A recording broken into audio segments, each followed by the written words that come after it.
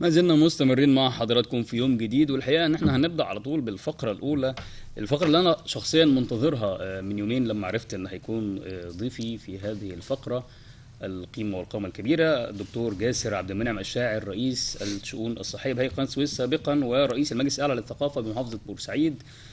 دكتور جاسر، أهلا بحضرتك. اهلا يا استاذ احمد باشا، منورنا. نورك يا أخبارك إيه يا فندم. فندم؟ الحمد لله رب العالمين. الفقرة اللي أنا منتظرها لأن أنا الحقيقة ببقى مستمتع بالنوع ده من الفقرات مع الأساتذة الأفاضل الضيوف اللي بنتكلم فيه عن تاريخنا وعن تراثنا وعن تاريخ المقاومة الشعبية وعن اللي حصل في 56 واللي حصل في قناة السويس واللي حصل في مدن القناة بشكل عام. والنهاردة تحديدا هنتكلم عن المدينة الأقرب لقلوبنا كلنا والمحافظة اللي كلنا بنحبها، محافظة بورسعيد. محافظة بورسعيد بتحتفل بذكرى عيد النصر، هو العيد القومي لبورسعيد اللي بيوافق 23 ديسمبر لسنة 56. ده ذكرى انتصار مصر والإرادة السياسية والشعبية أيضا على جحافل ثلاث الدول الاستعمارية، أو ما كان يطلق عليه وقتها وما يطلق عليه في التاريخ أيضا العدوان الثلاثي على مصر، اللي هم كانوا بريطانيا وفرنسا وإسرائيل.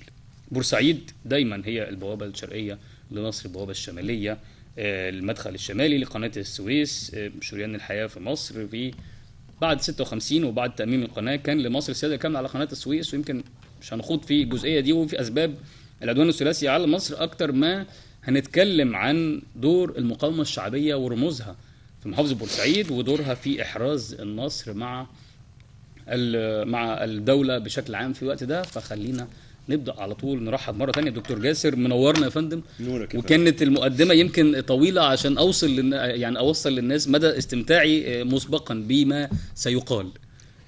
بسم الله الرحمن الرحيم، والصلاة والسلام على أشرف عليه الصلاة المرسلين والسلام. سيدنا محمد صلى الله عليه وسلم. بداية أنا بقدم كل الشكر والتحية والتقدير لتلفزيون القناة إقليمي، وأنا ببقى سعيد جدا لما باجي هنا وبحضر أي لقاءات أو أي مقابلات، وسعادتي بقت أكتر النهاردة بمقابلة حضرتك. أشكرك يا فندم، أشكرك. بقدم التهنئة سيادة الرئيس عبد الفتاح السيسي، بقدم التهنئة للواء أركان حرب عادل غضبان محافظ بورسعيد. صحيح. بقدم التهنئة لشعب مصر ولشعب بورسعيد المحافظة الباسلة، ولا يطلق على الباسلة إلا لشعب بورسعيد. مهم. يعني اسم الباسلة مرتبط ببسالة وقوة ومقاومة شعب بورسعيد.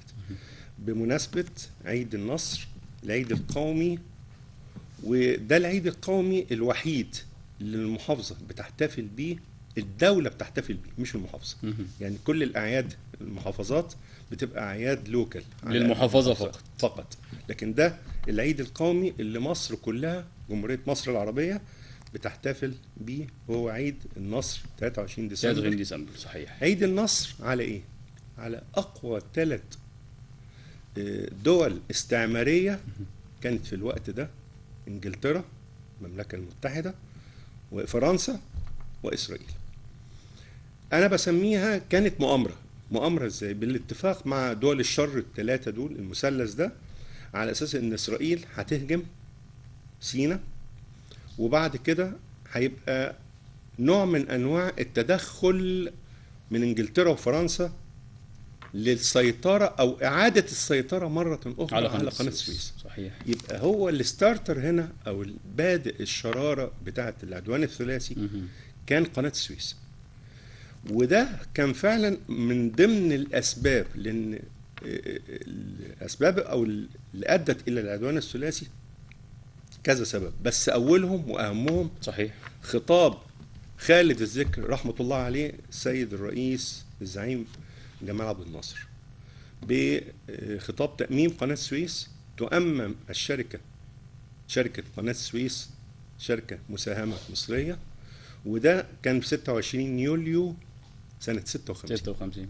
بعد خطاب التأميم ده طبعا، وخطاب التأميم عشان نرجع شوية للتاريخ، لأن اللي ملوش ماضي ملوش حاضر ولا مستقبل. ولا مستقبل. وده اللي أنا بحب دايما ألفت الانتباه فيه في جميع لقاءاتنا في المجلس الأعلى للثقافة محافظة بورسعيد، اللي أنا شرفت إن أنا بقيت نائب رئيس المجلس الأعلى للثقافة.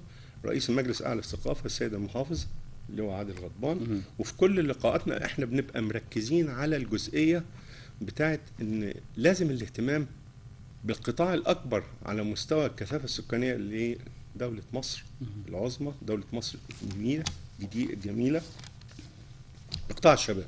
إن الشباب لازم يبقى عارف تاريخه. فتاريخ العدوان الثلاثي كان البداية من بعد خطاب التأمين. اجتمعت بقى قوى الشر المثلث ده وقالوا على الخطة اللي هي بنسميها المؤامرة، إن هي إسرائيل هتهجم على سيناء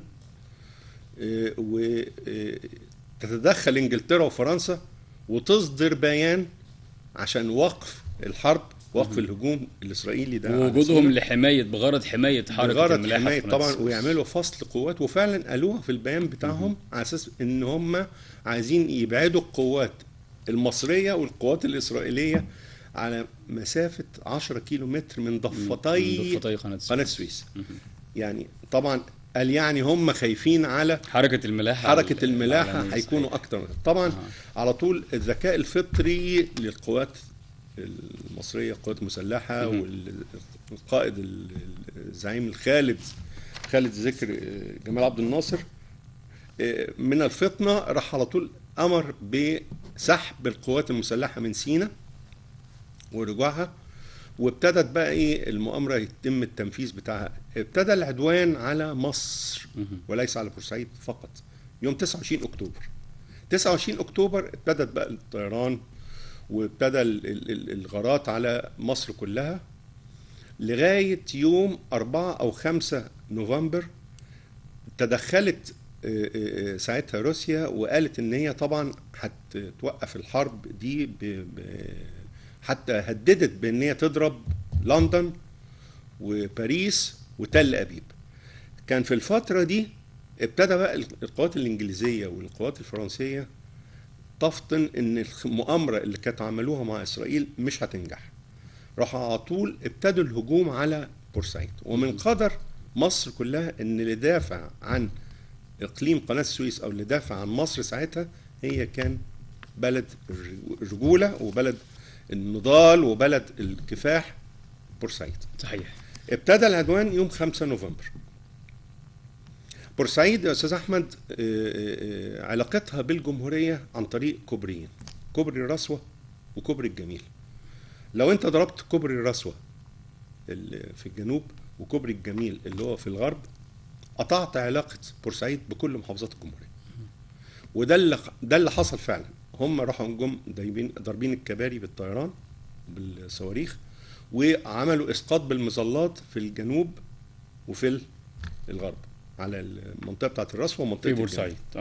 طبعا المقاومة الشعبية بقى وابتدى الجيش يوزع الأسلحة على الأهالي والشيوخ والشباب والمرأة، ويعني كان كل الشعب المناضل اللي هو جرت العادة والعرف ان بورسعيد طول عمرها من ايام الحروب 48 ومن 56 ومن 67 و73 هذا اقليم قناة السويس كله، بورسعيد والاسماعيلية والسويس، الواجهة الشرقية لمصر كلها هي اللي متعرضة دايما لصد الهجوم اللي وهي اللي بتستقبل الهجوم كل مرة في البداية، وهي قد المسؤولية. صحيح. وضحت كثير من الشهداء.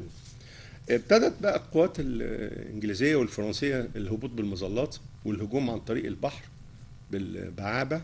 البعابة دي عبارة عن سفن حربية بيبقى شايلة دبابات ومجنزرات وعربيات وجنود، وهجمت على الشاطئ بتاع بورسعيد كله، وابتدى الاسقاط بالمظلات. طبعا كل شعب بورسعيد طلع بكل جموعه وكل طوافه ويدافعوا عن بلدهم.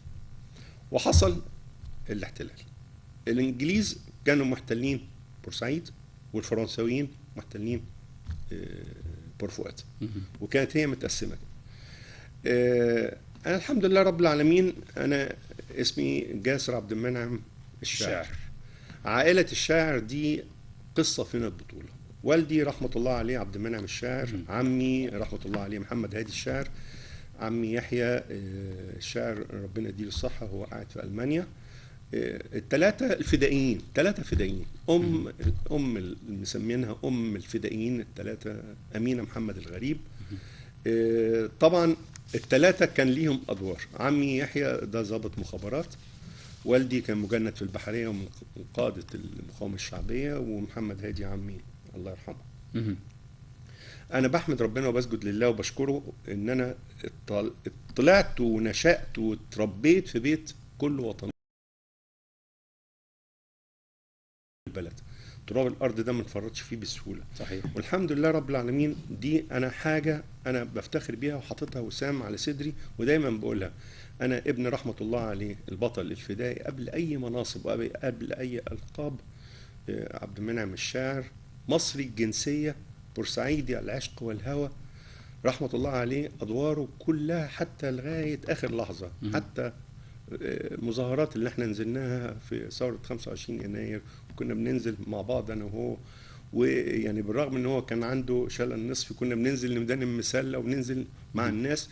احساس تاني خالص. فالبيت اللي احنا اتربينا فيه ونشأنا فيه من ايام الجدود، فان العرق دساس، وفعلا هذه الوطنية وهذه من صنع. طيب انا عاوز اروح لنقطه مهمه، لان يعني احنا اتكلمنا عن الجزء التاريخي في الموضوع، واتكلمنا عن بعض الاسباب اللي ممكن تكون في حاجات معروفه، والجزء اللي خفي اللي كان مخطط له ان اسرائيل تهجم وانجلترا وفرنسا تقول لا احنا هنعمل وقف وابعاد القوات عشان هم يسيطروا على المجرى. كل ده كويس جدا، ولكن اللي الناس عايزه او مش عايزه، اللي احنا عايزين نوصله للناس قد ايه المقاومه الشعبيه كان ليها دور مهم، والدور ده كان بيتجزأ في ايه او بيتمثل في ايه، لان حضرتك موجود خارج من بيت كان فيه زعماء للمقاومه الشعبيه. فاحنا عايزين نشرح اكتر الجزئيه دي، ايه اللي كان بيتم، بدأوا امتى، المظاهرات دي كانت بتحصل ازاي، التصدي كان عباره عن ايه وصولا ل 23 ديسمبر، وايه اللي حصل في وقتها؟ أنا بحيي حضرتك على هذا السؤال، وهو فعلا المضيف لما يبقى ضيف بيسأله أسئلة بتطلع ما هو بداخله، فأنا بحييك يا أستاذ أحمد. شكرا. طبعا المقاومة الشعبية كانت بتبقى متفاوتة. هو لكل إنسان من صلب هذه البلد كان له دوره. أنا هتكلم على الجزء اللي هو كان والدي رحمة الله عليه كان بيحكوه لنا. كويس. بابا كان من ضمن الفدائيين اللي كانوا بيصدوا الهجوم. يعني حكى لي على قصة مثلا ساعة الهجوم بالدبابات وفي شارع محمد علي، والأكبر منطقة كانت اتأثرت فعلا كانت هي المنطقة بتاعت حارة عبادي وحي العرب عندنا. والمشكلة إن حي العرب عندنا كل البيوت يا أستاذ أحمد اللي فيها كلها تقفيص خشب، كلها بيوت خشب، ما كانش قبل المباني بالإسمنت فالقوات كانت القوات الطيران كانت بترمي النبالم الحارق، بودرة نبالم الحارقة دي بودرة حارقة بتنجي على البيوت طبعا بتبقى.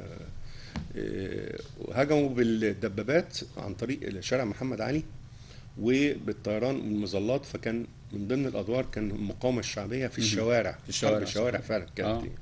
وطبعا القوات الانجليزية لما دخلت والقتال العنيف والتصدي لقوات المظلات والقوات البحرية والبعابع والدبابات، وكانت تمشي الدبابات حتى من ضمن الحاجات اللي أنا متذكرها قوي، ودي كانت حصلت نوع من أنواع الخيانة، إن على أساس إن إحنا طبعا كنا مرتبطين بدولة الاتحاد السوفيتي. فالقوات الإنجليزية حطت العلم الأحمر على أساس إن الناس في بورسعيد افتكروا إن القصة دي بابا كان أحد شهود عيانها، وكانوا فاكرين ان الدبابات اللي داخله دي الدبابات الروسي عشان شايله العلم الاحمر، وطلعت في الاخر دي الدبابات الانجليزي وعاملاها كخدعه وخدعت فعلا الشعب. وكان ده اليوم ده اللي كان تقريبا 16 نوفمبر سنه 56 كان يوم ده اسوأ يوم على بورسعيد، لان ضربوا كميه طلقات نار من المدافع بتاعتهم بتاعت الدبابات والمجنزرات بالخدعه بتاعتهم دي. وفعلا كانت لدرجه ان الجثث كانت مرميه في الشوارع مش عارفين يدفنوها ولا عارفين يجمعوها.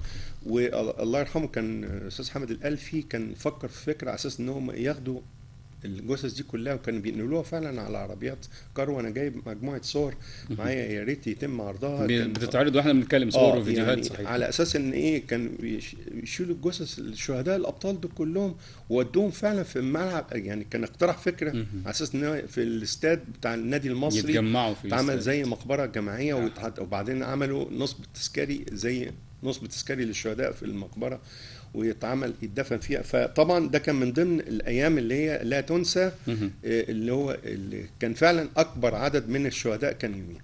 طبعا باقي عمي محمد هادي وعمي يحيى كان جهاز اللاسلكي اللي بالاتصال بالقياده يا استاذ احمد عندنا في بيتنا، في بيت نينا امينه محمد الغريب. وجهاز اللاسلكي انا لما بحكي على جهاز اللاسلكي يعني الجهاز اللاسلكي دلوقتي قد الموبايل، لكن جهاز اللاسلكي سنه 56 يعني حاجه مثلا 60 سم زي التلفزيون بتاع زمان كده. فطبعا الجهاز ده كان كبير جدا، وكان هو ده الجهاز الوحيد لاتصال المقاومه الشعبيه والقياده العسكريه من بيت جدتي موجود في كان بيت ابو سلامه في شارع ال30 ومحمد علي. طبعا الاشاره بتاع الجهاز اللاسلكي، وكان الملازم فرج محمد فرج كان هو اللي مسؤول عن الاتصال وعن هذا الجهاز، وهو اللي كاتب الشهاده دي في مذكراته.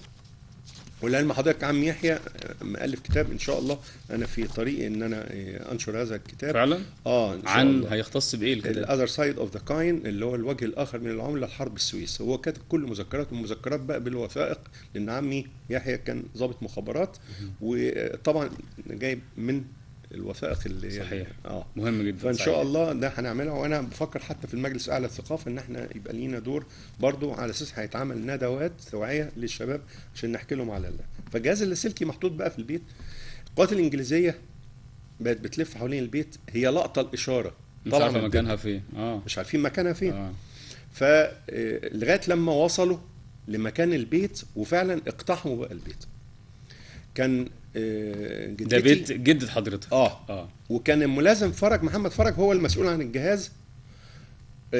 على طول فطنوا بقى ان هم القوات الانجليزيه طالعه البيت، وطلعوا البيت طبعا دخلوا، وكان والدي رحمه الله عليه كان موجود، والملازم فرج محمد فرج دخلوه خبيته في الدولاب.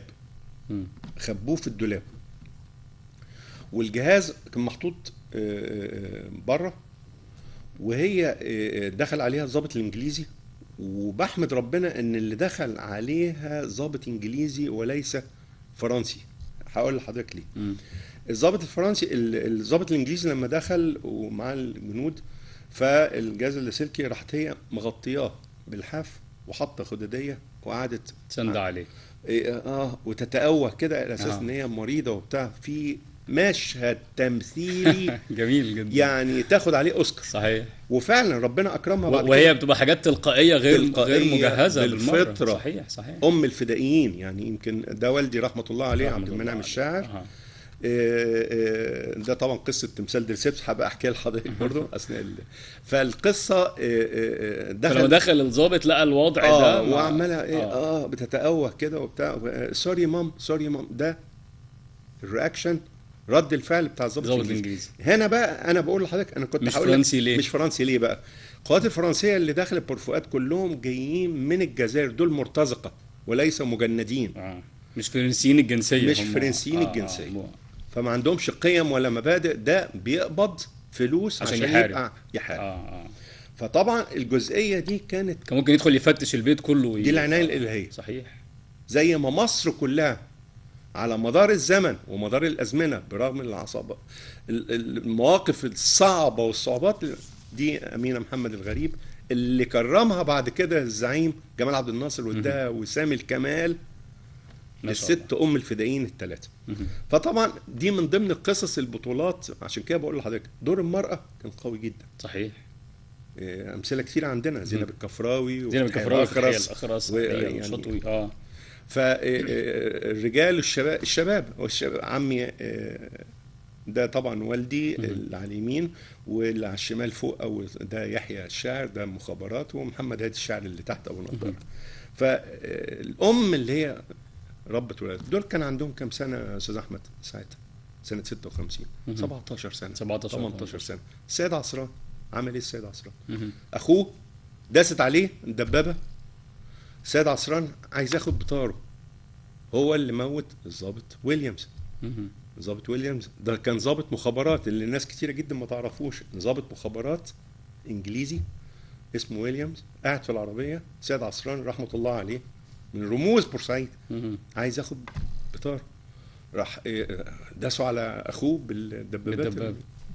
فجاب رغيف عيش. وشوف ربنا هداه، حط قنبله يدويه جوه، وعلى اساس ان هو جه من العربيه اللي قاعد فيها الضابط ويليامز جنب السواق بتاعه، وراح مديله ورقه في ايده على اساس ان هو قال يعني بيديله وفي نفس اللحظه راح شايل الفتيل بتاع القنبله اللي وهي هي جوه جوه رغيف رغيف العيش. العيش ورماها جوه العربيه، انفجر. ضابط ويليامز اللي هو موت اخوه ده. مهم. محمد مهران، فوزي هم حتى غطار. بياخدوا بطارهم ولكن بذكاء، يعني بيفكروا يتصرفوا ما- ازاي عشان عارفين ان رد الفعل ساعتها هيبقى دي اعنف دي بكتير. الثورة، صحيح. والثورة اللي هي بتاعت شعب مقاتل، مهم. شعب بورسعيد.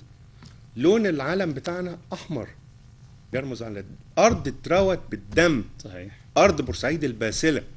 وقلت لسعادتك القصة من قدر مصر، إن اللي يدافع عن مصر شعب بورسعيد. شعب بورسعيد. الحمد لله إن كل الأبطال دول كان ليهم تاريخ مشرف ونشهد بيه. وكل الشهداء بتاع عبد المنعم الشاعر رحمة الله عليه ده والدي، اتعلمت منه كتير، وهو اللي رباني وربى أجيال. ودوره بعد كده قائد مقاومة الشعبية بعد ما التهجير حصل، والحمد لله. طيب خلينا نروح لنقطة تانية، نربط الحاضر بالماضي. يعني وجود حضرتك معانا النهاردة عشان نتكلم عن الجزئية الخاصة بالمقاومة الشعبية، والكلام اللي الناس مش هتلاقيه في كتب ومش هتلاقيه غير كتاب زي اللي حضرتك قلت عليه ان احنا هنوثق بيه الكلام ده كله. الكلام ده مش موجود حاليا في اماكن كتير قوي، ولكن لما بننقله للناس وننقله للشباب المعلومات بتوصل. طيب قد ايه ممكن يكون المجلس الاعلى للثقافه في بورسعيد برئاسه سيد اللواء عادل الغضبان محافظ بورسعيد، وحضرتك كوجود حضرتك كنائب للمجلس، وعندنا كل المعلومات والافكار والطرق المختلفه اللي احنا نوصل بيها بالمعلومات دي، خصوصا في التوقيتات المهمه زي الاحتفال بعيد قومي محافظه بورسعيد اللي مصر كلها بتحتفل بيه. قد ايه ممكن يكون المجلس الاعلى للثقافه بيخطط لده بشكل منظم؟ اكيد حضراتكم عارفين وشايفين ان ده مهم، لكن انا عايز اعرف الاليات اللي نقدر بيها نوصل المعلومات دي باستمرار ونوثقها لكل الاجيال. مرة تانية بشكر حضرتك على السؤال الجميل. لا أنا بحب كده فعلا، إن حضرتك بتطلع تعمل سبوت لايتنج كده على مجموعة نقاط، وهو النقاط هذه عشان تبقى الفايدة لينا كلنا، الفايدة للسادة المشاهدين بالله. احنا كمجلس أعلى ثقافة طبعا الدور الأساسي بتاعنا نشر الوعي، ومن ضمن نشر الوعي توثيق التاريخ. من ضمن توثيق التاريخ الحاجات اللي ممكن أو الآليات اللي ممكن نعملها ازاي عشان حتى على الأقل نعرض هذا التاريخ ونوثقه ونحتفظ بيه. احنا فعلا عملنا مبادرات كتيرة، وكان في ندوات كتيرة، وتميزنا بنقطة ان احنا ما كناش بنعمل لقاء مثلا نعمل في مركز ثقافي او في قاعة احتفالات او لا، احنا كنا بننزل للشباب في الجامعات، بننزل للشباب في المدارس. احنا ان شاء الله في صدد في مشروع بنعمله بنجهز له، بس هو حصل تأخير طبعا بعد أزمة كورونا، وده اللي أخرنا شوية. احنا عندنا في حاجة الهوية البصرية لمحافظة بورسعيد، ده مشروع احنا بنجهز له دلوقتي، هيبقى على مستوى كل المجالات وكل الأنشطة، وإن شاء الله هيبقى له تأثير كبير جدا لتوثيق الحاجات دي. عندنا معارض للصور، عندنا ندوات شعرية. يعني من ضمن الحاجات اللي كانت بتتعمل أيام المقاومة كان في تنظيم اسمه تنظيم هاتا شامة، اللي هو اختصار هاتا شامة، هيئة تحرير شعب مصر. من كل أعضائها شعراء وأدباء، وكانوا بيعملوا منشورات ويطبعوها ويوزعوها، منشورات تحفيز للشعب البورسعيدي، ومنشورات معادية بتتوزع على المعسكرات بتاعت الإنجليز والفرنساويين. فدور الثقافة أو اللي بنسميها القوة الناعمة دايما بيبقى دايما هو اللي مسؤول عن حاجة زي كده. فاحنا إن شاء الله المشروع ده بنجهز له، وده إن شاء الله يبقى قريب. ده غير بقول لحضرتك إن في مجموعة يعني عندنا المؤرخ الجميل البورسعيدي الأستاذ ضياء الدين القاضي كان عمل موسوعة جميلة جدا برضو عن تاريخ بورسعيد. عندنا رحمة الله عليه الأستاذ سمير معوض برضو كان معمول تاريخ على سيدات أبطال، موسوعة عن السيدات الأبطال اللي هم بطلات من بورسعيد. فكل دي أنشطة احنا قدرنا نحاول نعملها كويس. الاحتفال طبعا اللي كان بيتعمل زمان استاذ احمد في حته برضو انا بقولها وانا حزين، يعني احتفال عيد النصر 23 ديسمبر ده كان الاحتفال بيتم لا بشكل حاجة كبير تانية جدا. خالص. يعني احنا بقالنا كذا سنة طبعا ما فيش احتفال بعيد النصر خالص. يعني اذا كان بيتعمل مثلا على هامش الاحتفال، يتعمل مثلا مناسبة، يتعمل لقاء احتفالية كده. فانا بطالب سيد اللواء اركان حرب عادل غضبان طبعا بعودة احتفالات بورسعيد اللي كانت بتاخد شكل ده. احنا النهاردة بنحتفل بمرور 66 عام، 66 صحيح. عام على 23 ديسمبر. مهم. 66 عام من الأعوام اللي مرت على شعب بورسعيد وعلى إقليم قناة السويس، كان كله بطولات وكله إنجازات. حسينا بإنجازات كتيرة جدا. بورسعيد دلوقتي زي بورسعيد زمان صحيح. في كل المجالات. يعني طيب. ده اتفضل. لا انا كان ليا اذا كان ليا اني اطلب طلب او اشير الى نقطه مهمه جدا، ان احنا اتفضل. بورسعيد دايما هي المحافظه المحظوظه بكل حاجه حلوه بتحصل الاول. يعني التحول الرقمي بدا في بورسعيد، منظومه التامين الصحي الشامل بدات في بورسعيد، عندكم السيد اللواء عادل غضبان محافظ بورسعيد، والحمد لله الشكل الامور كلها بيختلف ومختلف من الافضل للاحسن والاحسن والاحسن. تمام.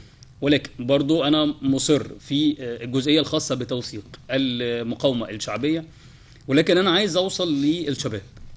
وصولنا للشباب لازم يكون على الأماكن المتواجد فيها هؤلاء الشباب، وأقصد هنا بالمجتمع الرقمي بشكل عام. يا حضرتك كلمتني عن الهوية البصرية اللي بتتم اذا تحولت، وانا ما اعرفش طبعا انتوا او المحافظه بشكل عام واصله لفين في الموضوع ده. قد يكون الموضوع ده اللي انا بقوله ده مكتمل وخلصان وقابل ومنشور وقابل للتجهيز وخلافه، ولكن اذا تحولت كل الامور دي الى هويه بصريه رقميه هيفرق كتير. اذا كل الامور اللي احنا اتكلمنا فيها واللي حضرتك قلتها والندوات والتجهيزات المختلفه اذا وصلت للشباب على منصات التواصل الاجتماعي، الاماكن اللي موجود عليها الشباب بشكل يؤرخ لما حدث ويوصل المعلومه بشكل مبسط بلغه الشباب وبلغه الامور المختلفه، لان يبقى في معلومه قيمه بتوصل على مواقع التواصل الاجتماعي، هيبقى ده شكل كويس. انا اقصد الاتجاه للرقمنه الديجيتال بشكل عام عشان نوصل ونوثق حاجه زي كده. فرأي حضرتك ايه، او يمكن في خطوات بيتم بالفعل؟ اصبح هذا الجهاز هو الشباك على العالم كله. كويس. واحنا اذا ما كناش هنتحدث ونتطور وهنواكب هذا التقدم السريع جدا، الخطوات اللي يعني احنا كنا الاول نتصل بالتليفون، تليفون قرص، تليفون قبل القرص كمان كان سنترال داخلي ترفع السماعه ويوصلك برقم معين، ولغايه لما وصلنا دلوقتي بنتصل انا بكلم حضرتك وانا شايفك. صحيح. فهذه التكنولوجيا وهذا التطور السريع والتحديث السريع في التكنولوجي لازم يبقى مصاحب ليه فكر. وفعلا كان من حظ بورسعيد ان هي الاولى دايما. وانا معلش انا الحته دي بقى عامل زي الانجليزي السكوتش بقى، الصعايده المتعصبين جدا لبورسعيد. دايما احنا الحمد لله رب العالمين بورسعيد الاولى في التنميه المحليه، دايما بورسعيد الاولى في تطبيق منظومه التامين الصحي الشامل، دايما بورسعيد تم اختيارها على اساس تبقى المحافظه الرقميه، البوابه الرقميه. دايما بورسعيد ما تعرفش يعني من الله سبحانه وتعالى، هل من المقومات، هل من طبيعه الشعب البورسعيدي. اصل بورسعيد دي يعني قصه. يعني انا من ضمن الحاجات اللي هقولها للساده المشاهدين البورسعيديه ويمكن هيؤكدوا، انا كلمه بورسعيد وانا بقرا مثلا في اي كتاب او في اي جورنال ما تعرفش يا استاذ احمد، بتسرق نظري. كلمه بورسعيد بتروح لها على طول، بروح لها على طول، زي كلمه مصر. صحيح. على طول تلاقي نفسك انت بتسرق يعني. صحيح. فهذا الحنين وهذه النوستالجيا لبلد فعلا رحمه الله عليه قاسم عليه كان بيقول، الكاتب الاديب جميل كان بيقول مدينه استثنائيه.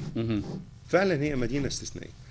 احنا طيب في اطار الاتجاه الرقمي اللي يخص الارشفه دي، هل في خطوات من ضمن الافكار اللي احنا عملناها؟ صحيح. عاش هنا. ايه هو عاش هنا؟ كيو ار كود محطوط على مع اللوحه كده مكتوب عليها اسم يعني مثلا عبد المنعم الشاعر. الكيو ار كود ده انت بتيجي الموبايل وتعمل هذا الكيو ار كود بيرفلكتد عليك، انت بيتفتح لك صفحه مين هو عبد المنعم الشاعر، عاش هنا، كان في البيت ده، وولد سكنه، وايه الادوار اللي عملها، مع مصاحب ليها شويه صور. دي ان شاء الله هنعملها لكل رموز، دي كويسه جدا، لان هو كده بيربط كمان الحاضر بالمستقبل بالتكنولوجيا. انت لكل الرموز، كل المعلومات تبقى خلال ايدك في وليس تليفونك لكل الفدائيين الرموز. وليس السياسيين، لا الادباء، لان بورسعيد بئر لا ينضب من كل التخصصات. صحيح. عندنا الادباء والشعراء، وطبعا يحضرني اسماء كثيره جدا، فايزه ابو النجا، شكري سرحان، محمود ياسين، الادباء، سمير عصفوري المخرج، يعني رموز واسماء ادباء وشعراء وفنانين ولاعيبه كوره وكل المجالات. فده احد المشروعات اللي في الخطه دلوقتي. المشروع الثاني طبعا اللي هو المحافظه على تراث البلد.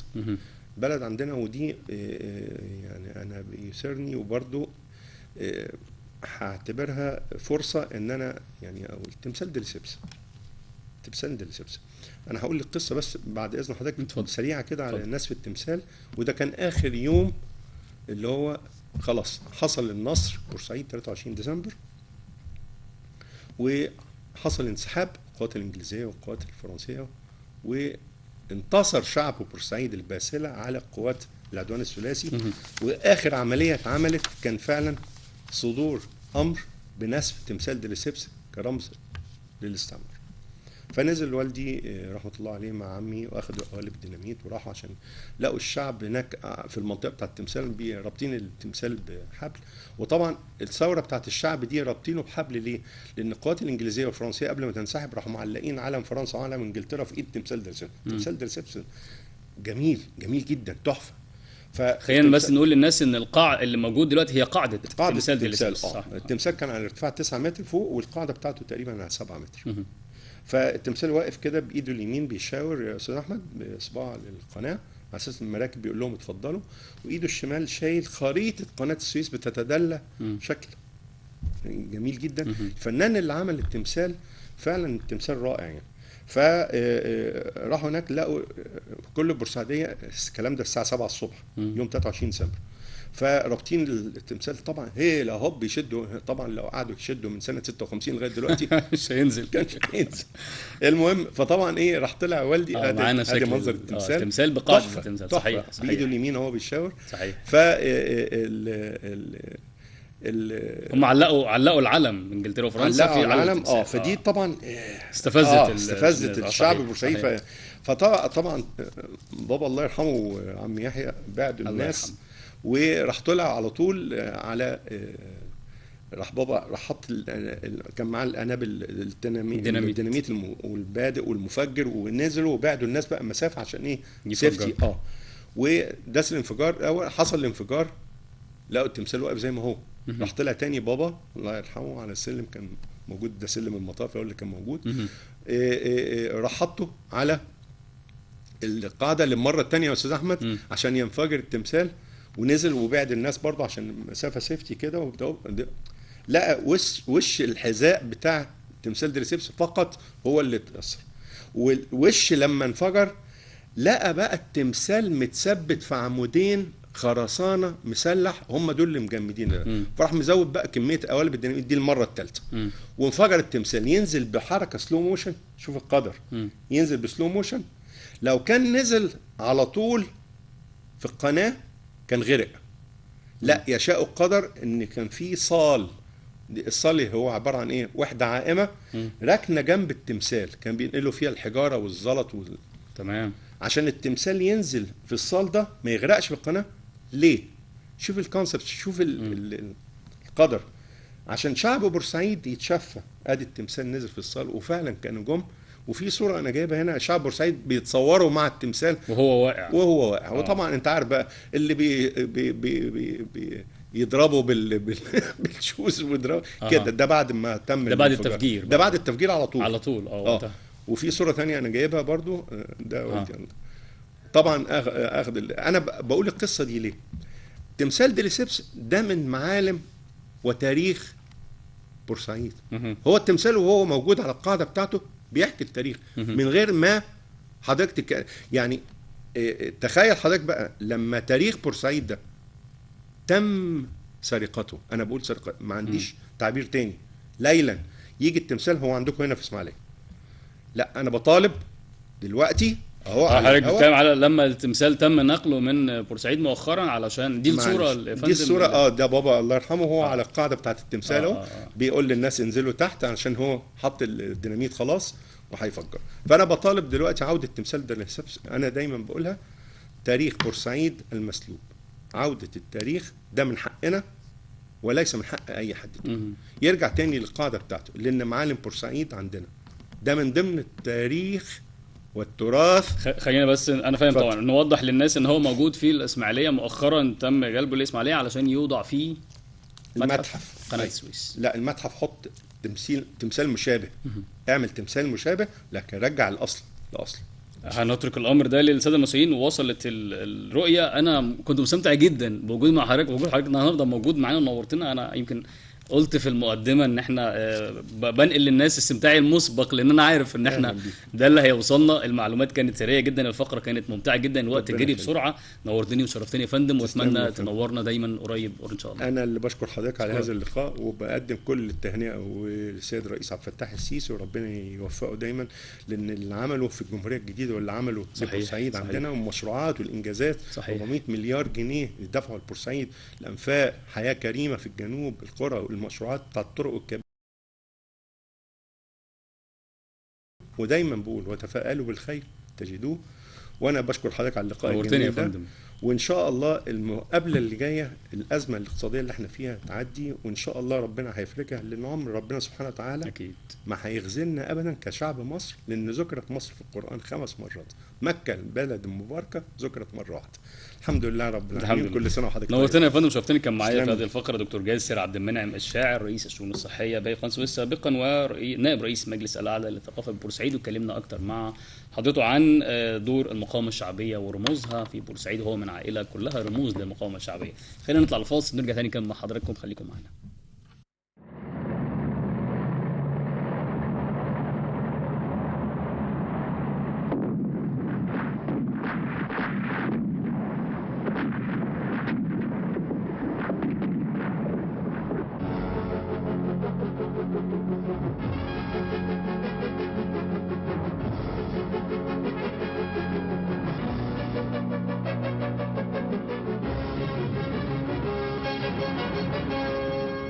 قصص المقاومة الشعبية كتيرة جدا في بورسعيد، بنفتكرها بس مرة كل سنة لما تهل علينا ذكرى عيد النصر اللي بتوافق 23 ديسمبر من كل عام. وهذا اليوم بيوافق رحيل آخر جندي أجنبي عن مدينة بورسعيد بعد العدوان الثلاثي سنة 1956. أبطال العمليات الفدائية في بورسعيد دايما منسيين، هنفتكرهم النهاردة. كانوا واخدين ضباط مصريين أسرى، قلنا احنا قررنا ناخد واحد منهم مش بورهاوس، أي ضابط، ونعمل تبادل. عملية خطف الميجور أنطوني مورهاوس واحدة من أشهر عمليات المقاومة الشعبية في بورسعيد. أبطالها محمد حمد الله، علي زنجير، أحمد هلال، حسين عثمان.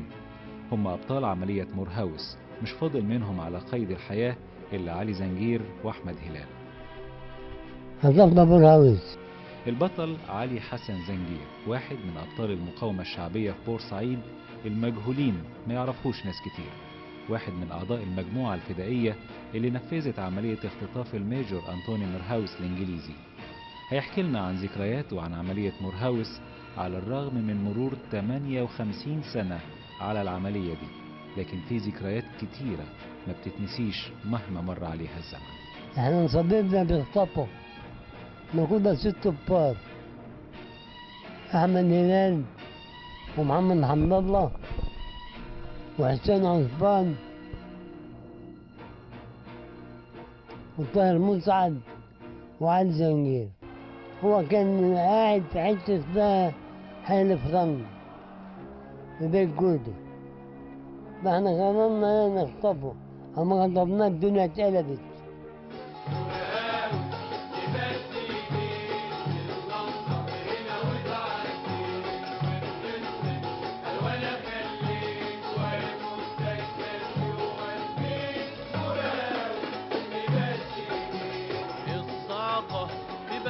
شافوك وتعهدوا بها ما يخلوك. صعبة بلدنا شافوك وتعهدوا بها ما يخلوك. وبتاكسي اسود خطفوك راح خبرك لامك ولابوك مراوي ليه بس أنا السواق، أنا واقف بعيد بالعربية، كانت عربية سوداء نمرة 57 كمان، كانت في بورسعيد، وهم نزلوا ماشيين على رجليهم وقاموا حاطين الظابط وقاموا مشاورين لي رحت لهم بالعربية مسافة يعني بتاع 200 متر، وجا أحمد هلال الله يستره حطوله الطبقة في ظهره وقال له اركب، حطوه في العربية وقالوا يلا يا علي. قلت لهم على فين؟ أنا على حي العرب. رحنا حي العرب، كان هما موظفين مكان يمر أوي. كان فكرك احنا الانصار ينصفك ده احنا الاحرار. كان فكرك احنا الانصار ينصفك ده احنا الاحرار. ما نخافش من الاستعمار بنحارب ليل ويا نهار مرهاوي ليه بس اجيب. الدنيا اتقلبت، كان في ضابط مخابرات اسمه ويليام، بس العسكريين ضربوا بالقنبلة موته. راحوا قابلوا المحافظ وقالوا له دلوقتي العملية دي عملية وحشة واحنا هنبهدل البلد لأن ده مش ضابط عادي. احنا عرفنا بقى سنين من عيلة الملكة من المحافظ، والمحافظ طلبنا رحنا قال يا جماعة الضابط ده مش عادي، الضابط من عيلة الملكة وبعدين ويليام دي هيبهدل البلد لازم يجيب الضابط. طبعا قعد يلف ويمسكوا الناس في الشوارع. شفتوا شفت العربية السوداء جواها شباب نزلوا بخدوا واحد ومشوا، قعدوا يدوروا في الجراشات على العربية السوداء ديت ما تلاقوهاش. المحافظ طلبنا رحنا يا جماعة الضابط ده ما انت حدش يأذيه عشان ده من عيلة الملكة، وويليام كان ضابط مخابرات الإنجليزي هيبهدل البلد فتجيبوه. قلنا له لا مش هنجيب حاجة، فتحت ايدينا واحنا مأمنين عليه مش هنعمله حاجة. الحي اللي هناك وجابوك لك متحف للناس يشوفوك.